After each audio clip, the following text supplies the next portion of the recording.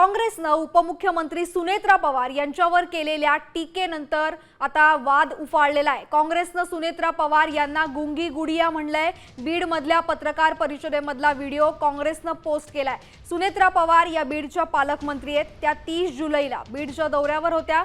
यावेळी पत्रकारांनी प्रश्न विचारल्यानंतर त्याचं उत्तर धनंजय मुंडेंनी दिलं आणि यावरूनच काँग्रेसनं सुनेत्रा पवारांवर निशाणा साधलाय। कायदा सुव्यवस्थेचा प्रश्न आहे। बस सुरेश हो, कायदा सुव्यवस्थेचा प्रश्न आहे। सुरेश आभार। कार्यालयामध्ये कायदा सुव्यवस्थेचा प्रश्न आहे। बस सुरेश हो, कायदा सुव्यवस्थेचा प्रश्न आहे। सुरेश आभार। कार्यालयामध्ये सुनेत्रा पवारांवर काँग्रेसने केलेल्या टीकेला माजी मंत्री धनंजय मुंडे यांनी जोरदार प्रत्युत्तर दिले। तर काँग्रेस प्रदेश अध्यक्ष हर्षवर्धन सपकाळ हे गुंगी गुडियाबाबतच्या वक्तव्यावर ठाम आहेत। एक लोकप्रतिनिधीच्या ऐवजी गुंड म्हणून त्यांचं व्यक्तिमत्व महाराष्ट्रा पुढे आलेलं आहे। अशा प्रवृत्तीची एक ओळख असणारा, एक परसेप्शन असणारा, एक कीर्ती त्यांची असणारा, अपकीर्ती असणारा जो व्यक्ती आहे तो पत्रकारांना एकेरीमध्ये चुप्प बसवत आहे। आणि अशा वेळेस ज्या उपमुख्यमंत्री आहे एक शब्द देखील बोलत नाहीत।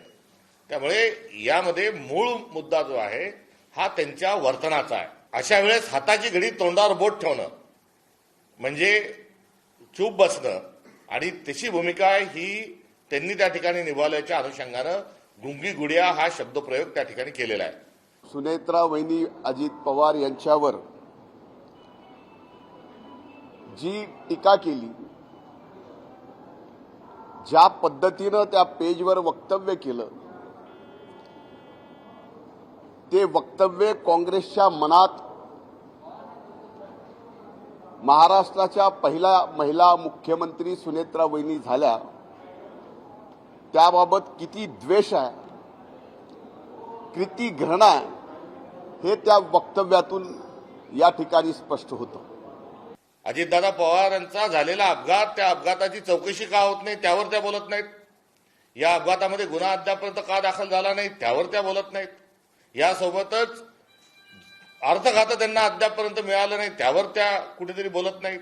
आणि भारतीय जनता पक्ष त्यांच्या अधिकाराचं फार मोठ्या प्रमाणावर त्यांच्या पक्षाचं आणि त्यांच्या पक्षातल्या लोकांचा अधिकारावर गदा आणत आहे, तेव्हाही त्या काही त्याच्यावर बोलत नाही। अशा एका बाणेदार आणि एकदा परखड माणसाच्या पक्षाचं नेतृत्व करत असणारी व्यक्ती जर काहीच बोलत नाही तर त्यांचं केलेलं काँग्रेस पक्षाने वर्णन जे आहे ते अत्यंत योग्य आहे।